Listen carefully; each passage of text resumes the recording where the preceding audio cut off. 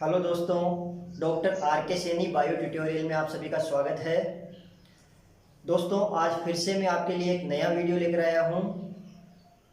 देखिए दोस्तों, हमारे बोर्ड एग्ज़ाम का जो टेंशन होता है, आप 12th का एग्ज़ाम देते हो तो उससे भी बड़ी टेंशन आपके ये होती है एग्ज़ाम देने के बाद में कि अब आगे क्या करना है।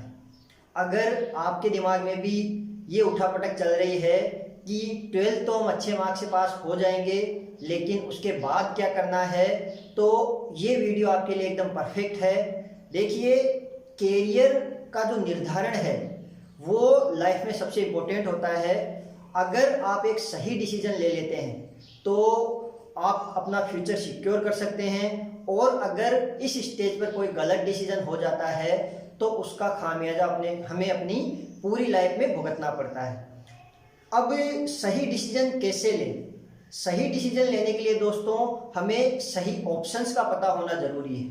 सबसे बड़ी प्रॉब्लम स्टूडेंट्स के साथ यही आती है कि उन्हें ज़्यादातर ऑप्शंस की नॉलेज ही नहीं रहती है। तो ये वीडियो मैंने इसीलिए बनाया है कि आपको ये पता चल सके कि 12th पास करने के बाद मोस्टली बायोलॉजी के स्टूडेंट्स हैं, बायोलॉजी के स्टूडेंट्स के पास 12th पास करने के बाद में क्या क्या ऑप्शन होते हैं। आप 12th पास करने के बाद में क्या क्या कर सकते हो, वो सारे ऑप्शंस मैं आपके लिए यहाँ लेकर आया हूँ। ये देखने के बाद आपके माइंड में, ब्रेन में ये कन्फ्यूजन नहीं रहेगा कि हमारे पास क्या क्या ऑप्शंस अवेलेबल हैं। तो दोस्तों शुरू करते हैं। देखिए, 12th के बाद में बायो में जो लोग आते हैं, 10th के बाद में जो बायो लेते हैं, उनमें से मोर देन 75% का टारगेट मेडिकल में जाने का रहता है। लेकिन आप जानते हो मेडिकल में कंपटीशन बहुत ज़्यादा है, तो उनमें से जो 75% मेरे आते हैं उनमें से ज़्यादा से ज़्यादा 5% लोग ही, 5% लोग ही मेडिकल्स में जा पाते हैं। बाकी के जो 70% हैं उनके टारगेट्स चेंज हो जाते हैं। अब चेंज होते हैं तो वो क्या करें, उनके सामने सबसे बड़ी समस्या होती है। उसके लिए आपको मैं सारे ऑप्शंस बताऊंगा और इनको आप कैसे कैसे फॉलो कर सकते हैं, कैसे इनमें से चूज कर सकते हैं, आपके लिए कौन सा बेटर रहेगा, इसके बारे में भी अपन चर्चा करेंगे। इसलिए वीडियो के साथ लास्ट तक बने रहें। देखिए, सबसे जो डेकोरेटेड कैरियर है इसमें वो मेडिकल्स का होता है बायोलॉजी के बाद में। तो मेडिकल्स में आप 12th के बाद में नीट देते हैं। नीट के थ्रू आप कौन कौन से कोर्सेज में एडमिशन ले सकते हैं, उनकी सारी लिस्ट मैंने आपको यहाँ दी है। देखिए, ये वाला है, जैसे सबसे जो प्रिफरेबल कोर्स होता है वो है MBBS, bachelor of medicine and bachelor of surgery. ये 5.5 साल का कोर्स होता है दोस्तों, 5.5 ईयर्स का कोर्स होता है। अब ये जो सारे मेडिकल कोर्सेज हैं, इनके लिए इंडिया में बेस्ट कॉलेजेस कौन से हैं, इनके लिंक मैं आपको डिस्क्रिप्शन में दे दूंगा। आप वहां से देख सकते हैं कि इनके लिए आपको बेस्ट कॉलेजेस कौन से रहेंगे। ये तो हो गया MBBS। इसके बाद में नीट के ही थ्रू अगर आपका MBBS में नहीं हो पाता है तो आप BHMS चूज कर सकते हैं। ये भी 5.5 ईयर्स का कोर्स होता है, bachelor of homeopathy medicine and surgery. इसके थ्रू आप होम्योपैथी में प्रैक्टिस कर सकते हैं। इसके अलावा BAMS होता है, ये भी काफ़ी अच्छा कोर्स है, जिसमें आपकी नीट में अगर थोड़ी कम रैंक की होती है उसके बाद भी आप एडमिशन ले सकते हैं। BAMS की जो मेरिट होती है वो काफ़ी कम जाती है। इसकी फुल फॉर्म होती है bachelor of Ayurvedic medicine and surgery. देखिए दोस्तों, ये एक इमर्जिंग फील्ड है। इसमें आप एक तो आयुर्वेदिक डॉक्टर बन सकते हो। इसके अलावा देश विदेश में, हमारे देश में नहीं पूरी दुनिया आयुर्वेद की तरफ लौट रही है। इसमें प्राचीन जो वैदिक उपचार पद्धति थी उसका ज्ञान दिया जाता है। तो पूरी दुनिया आप देख रहे हो, रुझान सबका आयुर्वेद की तरफ है, क्योंकि सभी एलोपैथी से होने वाले साइड इफेक्ट्स के बारे में अवेयर हो चुके हैं। तो लोग आयुर्वेद को चूज कर रहे हैं, इसलिए इसमें आप अच्छा कैरियर बना सकते हैं। इसके बाद है BUMS, बैचलर ऑफ यूनानी मेडिसिन एंड सर्जरी। ये भी 5.5 साल का कोर्स होता है। इसमें आप यूनानी पद्धति से ट्रीटमेंट के लिए आप कोर्स कर सकते हो। इसमें आप यूनानी मेडिसिन की प्रैक्टिस कर सकते हो। इसके बाद होता है BVSC and AH, bachelor of veterinary science and animal husbandry. दोस्तों इसमें आप नीट के थ्रू भी एडमिशन ले सकते हो और AIPVT एंट्रेंस टेस्ट होता है, all India pre veterinary test, इसके थ्रू भी एडमिशन ले सकते हो। अगर आपका इन सभी में नहीं हो पाता है तो ये भी एक अच्छा विकल्प है। आजकल जो वेटेनरी डॉक्टर्स होते हैं उनकी भी काफ़ी डिमांड है। जो बड़े बड़े रईस लोग होते हैं उनको पेट्स पालने का शौक है आजकल, और वो अपने पेट्स के लिए काफ़ी हाई फीस पे करते हैं उनके ट्रीटमेंट के लिए, तो ये भी एक अच्छा विकल्प है आपके लिए। इसके बाद में BOT, bachelor of occupational therapy, ये 4.5 साल का कोर्स होता है। इसमें आपको जो फिजिकली या मेंटली या न्यूरोलॉजिकली चैलेंज जो पीपल्स होते हैं उनसे डील करना होता है। ये भी एक अच्छा कोर्स है आज के टाइम में, क्योंकि जो मेंटली चैलेंज्ड पर्सन्स हैं अपनी लाइफ स्टाइल के कारण उनकी संख्या बढ़ती जा रही है। इसके बाद है बैचलर ऑफ फिजियोथेरेपी, जो कि 4 साल का कोर्स होता है। फिजियोथेरेपी की डिग्री करने के बाद आप किसी स्पोर्ट ऑर्गेनाइजेशन के साथ जुड़ सकते हैं या खुद की प्रैक्टिस कर सकते हैं, इसमें भी काफ़ी अच्छे स्कोप्स हैं।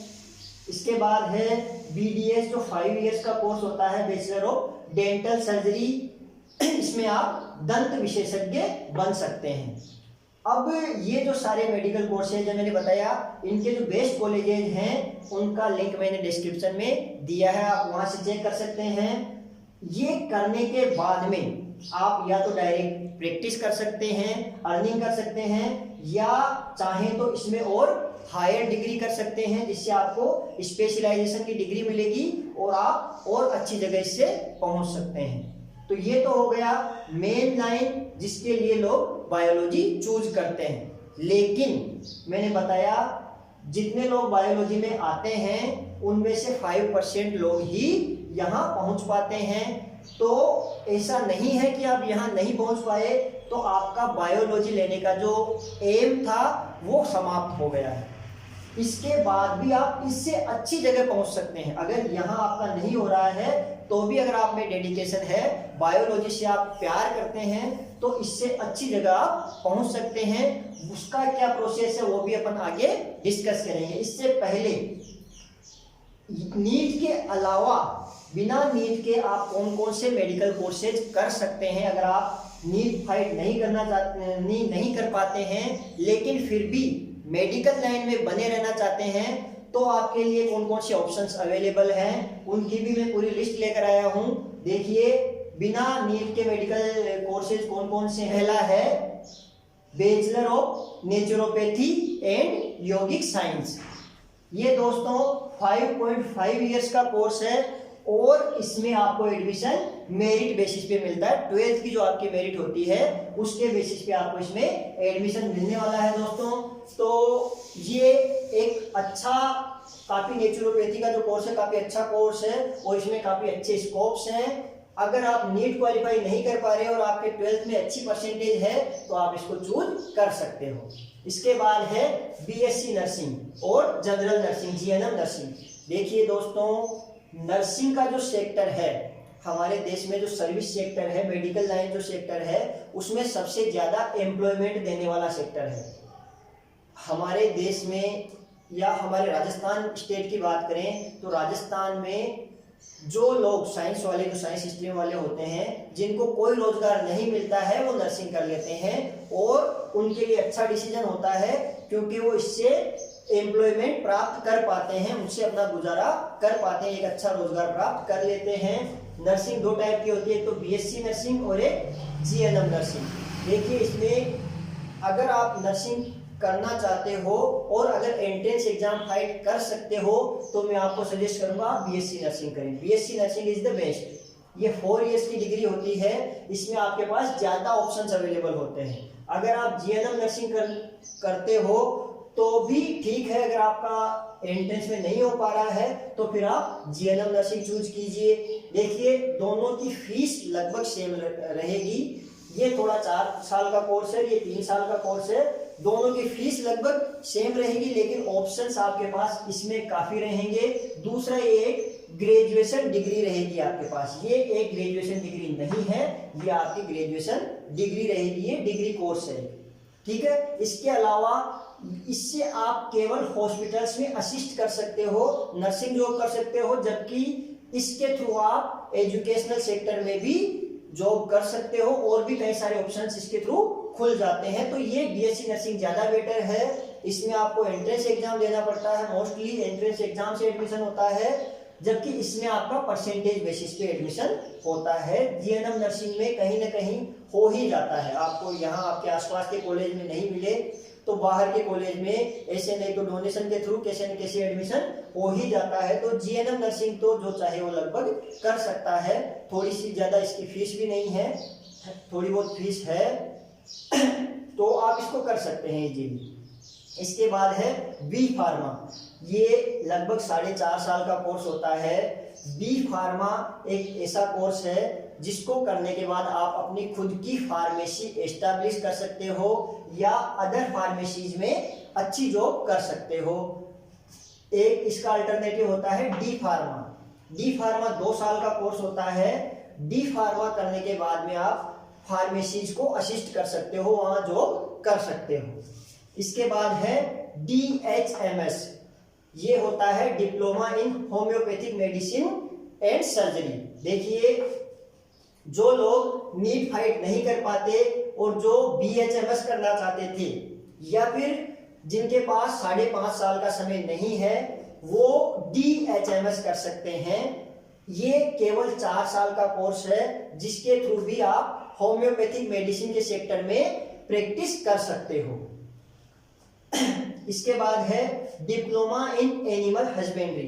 देखिए ये जो रूरल एरिया के कैंडिडेट्स हैं और जिनके पास रिसोर्सेज कम है उनके लिए मैं सबसे बेस्ट विकल्प बताऊंगा, बेस्ट ऑप्शन है जो रूरल एरिया के ग्रामीण क्षेत्र के युवा हैं जिन्होंने 12th अच्छे परसेंटेज से पास की है लेकिन उनके पास रिसोर्सेज की कमी है, वो इसको चूज कर सकते हैं, डिप्लोमा इन एनिमल हस्बेंड्री। इसमें दोस्तों परसेंटेज बेसिस पर एडमिशन होता है, 12th की आपकी जो परसेंटेज है उसके बेसिस पर एडमिशन होता है और इसके जो फॉर्म्स हैं वो सितंबर के आसपास निकलते हैं। ये कोर्स करने के बाद आप लाइव स्टॉक असिस्टेंट या पशुधन सहायक कहलाते हैं। पशुधन सहायकों के लिए कई गवर्नमेंट जॉब्स भी निकलती है और आप गवर्नमेंट जॉब्स पर डिपेंडेंट नहीं है। इसमें अगर आपका गवर्नमेंट जॉब में नहीं भी हो पाता है तो भी आप जो अपने ग्रामीण एरिया है, ज़्यादातर जो ग्रामीण एरिया होते हैं उनकी इकोनॉमी या तो एग्रीकल्चर पे या पशुपालन पे डिपेंडेंट होती है। तो जो पशु हैं वो बीमार भी होते हैं। ग्रामीण क्षेत्र के लोग वेटरनरी डॉक्टर्स को नहीं बुलाते हैं क्योंकि वो काफ़ी महंगे होते हैं, खर्चीले होते हैं, तो वो लोग जो पशुधन सहायक होते हैं उनसे ही उपचार करवाते हैं। तो इससे अच्छी खासी उनकी ग्रामीण क्षेत्र के युवाओं की अर्निंग हो सकती है, अपना गुजारा वो आराम से इसमें कर सकते हैं। तो ये भी आपके लिए एक अच्छा ऑप्शन है अगर आपकी परसेंटेज अच्छी है तो। इसके बाद है BMLT, bachelor in medical laboratory technology. ये 3 से 4 साल का कोर्स होता है। इसमें ये जो BMLT है ये करने के बाद में आप मेडिकल जो लेबोरेटरीज होती है उनमें जॉब कर सकते हो। तो ये भी एम्प्लॉयमेंट के हिसाब से एक अच्छा कोर्स है। इसके बाद है ऑप्टोमेट्री।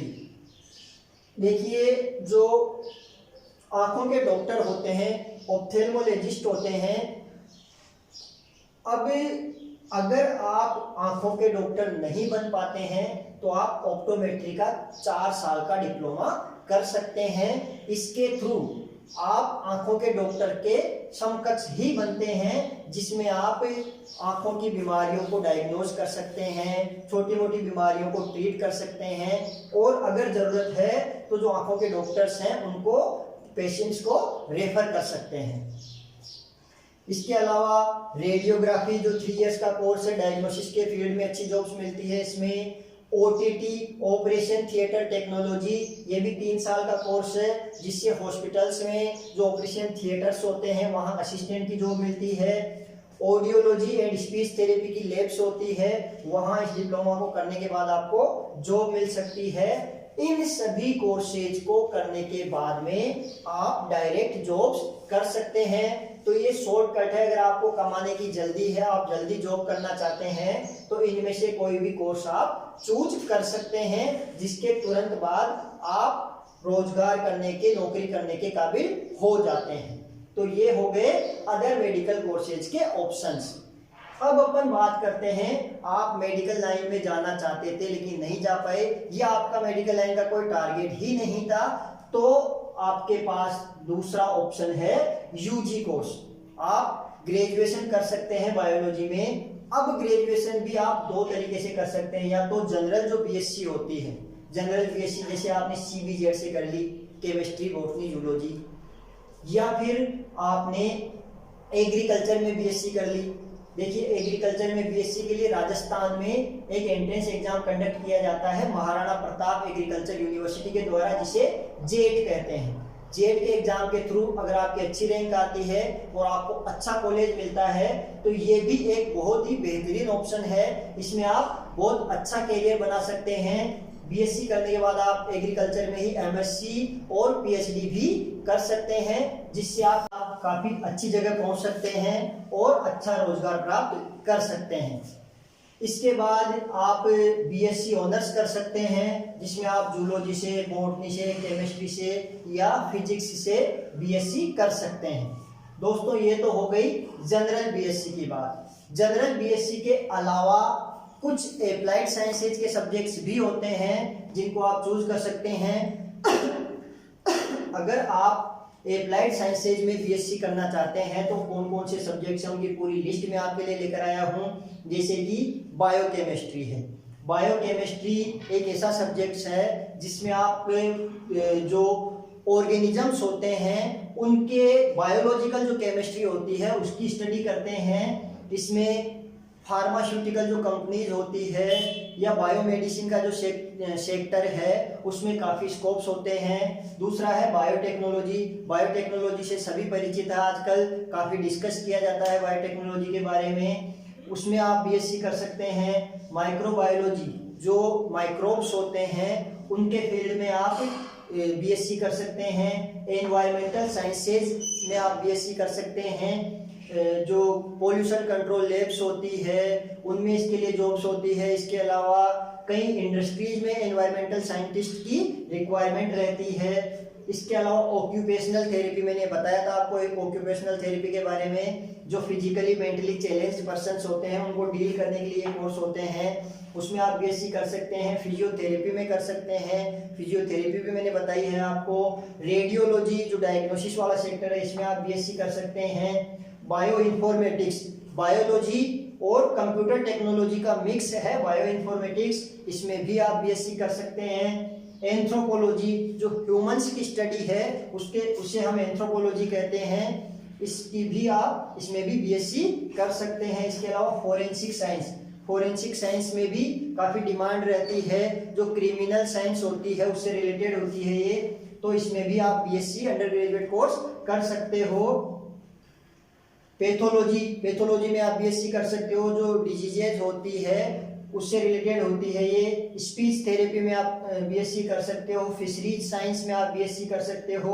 हॉर्टिकल्चर जो बागवानी साइंस होती है उसमें आप बीएससी कर सकते हो। जेनेटिक्स में कर सकते हो। हेल्थ साइंस एंड न्यूट्रिशन में आप बीएससी कर सकते हो। इसके अलावा ऑडियोलॉजी में आप बीएससी कर सकते हो। देखिए ये सारे कोर्सेज हैं, लेकिन अब मैं आपको ये सजेस्ट करना चाहूँगा दोस्तों, अगर आपने पहले से ही माइंड सेट बना रखा है कि आपको इनमें से किसी एक सेक्टर में ही कैरियर बनाना है, तो ही आप अप्लाइड साइंस को चूज करें। अगर आपका पहले से माइंड सेट है, आपने फिक्स कर रखा है कि मुझे केवल इनमें से किसी, जैसे बायोकेमिस्ट्री में आपको कैरियर बनाना है तो ही आप बायोकेमिस्ट्री चूज करें। आपको बायोटेक्नोलॉजी में कैरियर बनाना है तो ही आप बायोटेक्नोलॉजी चूज करें। अदरवाइज आप जनरल बीएससी जैसे सीबीजेड है इससे ही आप यूजी कोर्स करें। यहाँ से यूजी कोर्स करने के बाद में भी आप पीजी में यहाँ जा सकते हैं, लेकिन यहाँ से यूजी कोर्स करने के बाद में अगर आप इधर लौटना चाहें तो वो पॉसिबल नहीं है। यहां से करने के बाद में आपके पास केवल एक स्पेशलाइज्ड सेक्टर में ही स्कोप बचता है और सारे रास्ते बंद हो जाते हैं। इसलिए अगर आप कॉन्फिडेंट हैं कि मुझे इसी सेक्टर में जाना है तो ही इनको चूज करें। अदरवाइज अगर आप डाइवर्स फील्ड है उसको रखना चाहते हैं, आप चाहते हैं कि मेरे पास ज्यादा अपॉर्चुनिटीज हो, ज्यादा ऑप्शंस अवेलेबल हो, तो आप इस फील्ड को ही चूज करें, जनरल बीएससी ही करें। इसके बाद आपके पास अपॉर्चुनिटीज काफी रहती है और उनमें से आप चूज कर सकते हो। जैसे बीएससी करने के बाद आप कॉम्पिटिटिव फील्ड में जा सकते हो, एडमिनिस्ट्रेटिव सर्विसेज की प्रिपरेशन कर सकते हो, एजुकेशन के फील्ड में जा सकते हो, और भी कई सारी चीजें हैं जहां आप जा सकते हो। तो ये तो हो गए यूजी कोर्स की बात। यूजी कोर्स करने के बाद चाहे आप अप्लाइड साइंस में कर रहे हो चाहे जनरल साइंस में कर रहे हो, इनको करने के बाद आप डायरेक्ट जॉब्स कर सकते हो। लेकिन अगर आप यहाँ डायरेक्ट जॉब्स करते हो तो आपकी सैलरी कम रहेगी, इसलिए मैं आपको सजेस्ट करूंगा कि आप हायर स्टडीज पे जाएं। इसके बाद आप पीजी कोर्स करें। तो पीजी कोर्स आप जैसे आपने जनरल बीएससी किया है तो जनरल उस बीएससी में से कोई सब्जेक्ट सेलेक्ट करके उसमें पीजी कर सकते हो, या फिर आप इनमें से किसी सब्जेक्ट को सेलेक्ट करके इसमें आप करियर बनाना चाहते हो तो उसमें पीजी कर सकते हो। ये करने के बाद इनमें से कोई से भी सब्जेक्ट से आप पीजी कर सकते हो, कोई प्रॉब्लम नहीं है। लेकिन अगर आपने ये वाला किया है, जैसे बायोटेक्नोलॉजी से बीएससी किया, तो फिर आपको पीजी भी बायोटेक्नोलॉजी में ही करनी है।